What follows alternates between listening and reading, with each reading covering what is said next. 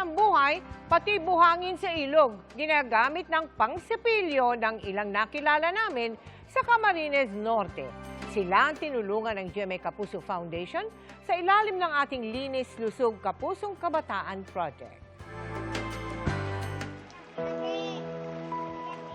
Hindi pangingisda o paghahanap ng ginto ang pakay ng pamilya ni Girlie sa sapang ito sa Jose Panganiban sa Camarines Norte. Ang kanila kasing kinukuha, mga buhangin.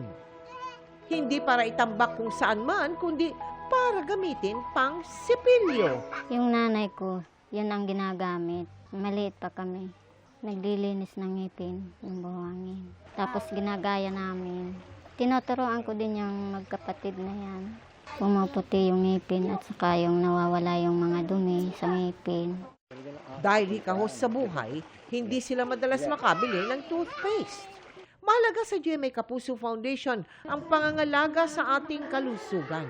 Kaya naman kasama ang Philippine Association of Private School Dentists, nagsagawa tayo ng libreng dental check-up, libreng bunot at fluoride varnish application sa mga mag-aaral sa Jose Panganiban sa ilalim ng Linis Lusog Kapusong Kabataan Project. Hindi po natin sigurado ang buhangin na nakukuha natin sa tabi ng ilog kasi pwedeng magkaroon ng bakterya na nagiging sanhi ng infection katulad ng UTI, endocarditis, intra-abdominal infection at meningitis.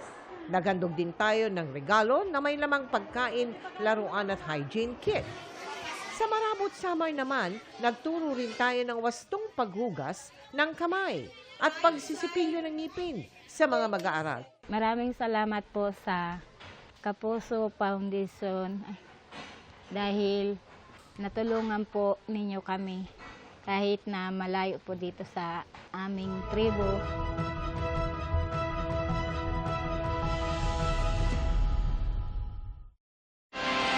Mga kapuso, kasama nyo kami 24 oras. Mag-subscribe sa GMA Integrated News sa YouTube.